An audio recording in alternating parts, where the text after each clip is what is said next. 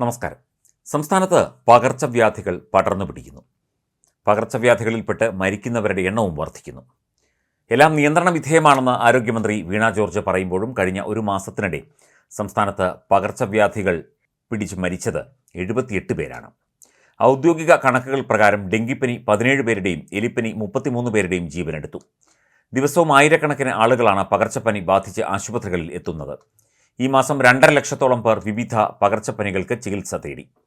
കഴിഞ്ഞ മാസം 279 പേർക്ക് എലിപ്പനി ബാധിച്ചു. 18 മരണം സ്ഥിരീകരിച്ചപ്പോൾ 15 പേരുടെ മരണം എലിപ്പനി കാരണമെന്ന് സംശയിക്കുന്നു. 2207 പേർക്ക് ബാധിച്ച ഡെങ്കിപ്പനി 17 പേരുടെ ജീവനെടുത്തു. 567 പേർക്ക് ബാധിച്ച മഞ്ഞപ്പിത്തം 9 പേരുടെ മരണത്തിന് ഇടയാക്കി. ഈ വർഷം ഇതുവരെ പകർച്ചപ്പനി ബാധിച്ച് മരിച്ചത് 342 പേരാണ്.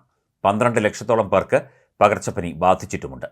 പകർച്ചപ്പനി സംബന്ധിച്ച് കണക്കുകൾ കൃത്യമായി പുറത്തുവിടാതെ സർക്കാർ മറച്ചുവെക്കുകയാണെന്നാണ് പ്രതിപക്ഷം ആരോപിക്കുന്നത്. ജനങ്ങളെ ബാധിക്കുന്ന വിഷയത്തിൽ രാഷ്ട്രീയം കലർത്താതെ ഒരുമിച്ച് നേരിടണം എന്ന് മന്ത്രി വീണ ജോർജ് പറയുന്നു.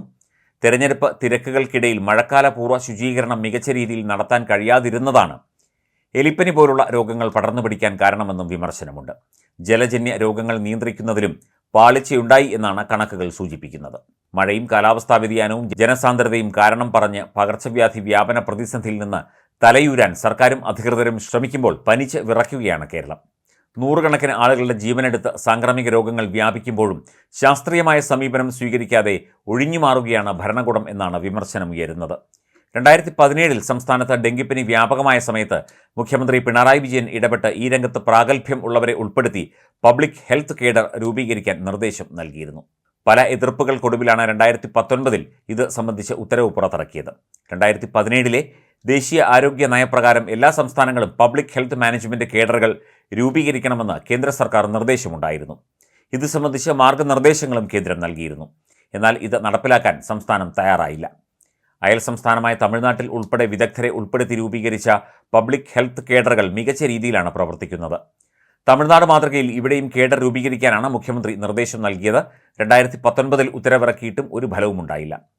അതിനൊപ്പം രൂപീകരിച്ച ഹോസ്പിറ്റൽ അഡ്മിനിസ്ട്രേറ്റീവ് കേഡർ ഉൾപ്പെടെ നടപ്പിലാക്കുകയും ചെയ്തിരുന്നു. പ്രതിരോധത്തെക്കാൾ കൂടുതൽ ചികിത്സയ്ക്ക് പ്രാധാന്യം നൽകുന്ന തരത്തിലേക്ക് കേരളത്തിലെ ആരോഗ്യ മാനേജ്മെൻറ്റ് മാറിയതാണ് ഇപ്പോഴത്തെ പ്രതിസന്ധികൾക്ക് കാരണമെന്ന് ഈ മേഖലയിലെ വിദഗ്ധർ ചൂണ്ടിക്കാട്ടുന്നു. അതേസമയം സംസ്ഥാനത്ത് അമീബിക് മെനിഞ്ചോ എൻസെഫലൈറ്റിസ് എന്ന അമീബിക് മസ്തിഷ്ക ജ്വരവുമായി ബന്ധപ്പെട്ട് സംസ്ഥാനത്തിന് പ്രത്യേക മാർഗരേഖ പുറത്തിറക്കുമെന്ന് ആരോഗ്യമന്ത്രി വീണ ജോർജ് പറഞ്ഞിരുന്നു. അവബോധം ശക്തിപ്പെടുത്താൻ നിർദ്ദേശം നൽകിയിട്ടുണ്ട്. മൂക്കിനെയും മസ്തിഷ്കത്തെയും വേർതിരിക്കുന്ന നേർത്ത പാളിയിൽ അപൂർവമായി ഉണ്ടാകുന്ന സുഷിരങ്ങൾ വഴിയോ കർണപടലത്തിൽ ഉണ്ടാകുന്ന സുഷിരം വഴിയോ ആണ് അമീബ തലച്ചോറിലേക്ക് കടക്കുകയും മെനിഞ്ചോ എൻസെഫലൈറ്റിസ് ഉണ്ടാക്കുകയും ചെയ്യുന്നത്. അതിനാൽ ചെവിയിൽ പഴുപ്പുള്ള മറ്റ് രോഗങ്ങൾ ഉള്ള കുട്ടികൾ കുളത്തിലും കെട്ടിക്കിടക്കുന്ന വെള്ളത്തിലും മറ്റും കുളിക്കാൻ പാടില്ല. രോഗലക്ഷണങ്ങൾ കണ്ടാൽ ഉടൻ ചികിത്സ തേടണമെന്നും മന്ത്രി നിർദ്ദേശിച്ചു.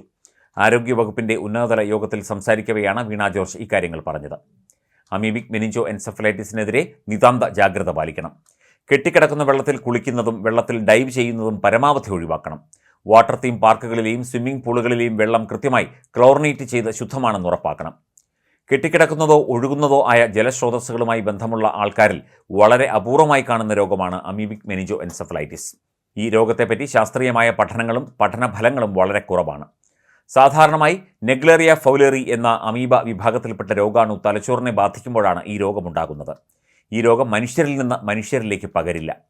കെട്ടിക്കിടക്കുന്ന വെള്ളത്തിൽ ജീവിക്കുന്ന അമീബ മൂക്കിലെ നേർത്ത തൊലിയിലൂടെ മനുഷ്യ ശരീരത്തിൽ കടക്കുകയും തലച്ചോറിനെ ഗുരുതരമായി ബാധിക്കുന്ന മസ്തിഷ്ക ജ്വരമുണ്ടാക്കുകയുമാണ് ചെയ്യുന്നത്. ജലത്തിൽ സ്വതന്ത്രമായി ജീവിക്കുന്ന അമീബ ഒഴുക്കില്ലാത്ത ജലാശയങ്ങളിലാണ് പൊതുവെ കാണപ്പെടുന്നത്.